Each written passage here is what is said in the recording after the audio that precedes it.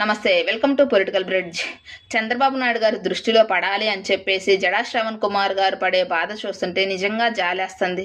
Media కనపడంగానే Lokesh గారిపై, పవన్ కళ్యాణ్ గారిపై ఇష్టానుసారంగా తన స్థాయిని మర్చి వ్యాఖ్యలు చేస్తున్నారు. కొంచెం ఈయన్ని కూటమి ప్రభుత్వం నోటిఫై చేయండి, లేదంటే ఆయన పడే బాధను చూడలేకపోతున్నాం. ఈయన మాట్లాడుతున్నాడు, దావోస్కు వెళ్లి చంద్రబాబు నాయుడు గారు 1,00,000 కోట్ల పెట్టుబడులు తీసుకొచ్చారు కదా, మరెందుకు ప్రభుత్వం అప్పులు చేస్తుంది అంటున్నారు. ఈయనకి సెన్స్ ఉండి మాట్లాడుతున్నారో లేదో అర్థం కావడం లేదు. కానీ ఎంఓఏలు చేసుకున్న ప్రతి కంపెనీ పెట్టుబడులు పెట్టదు.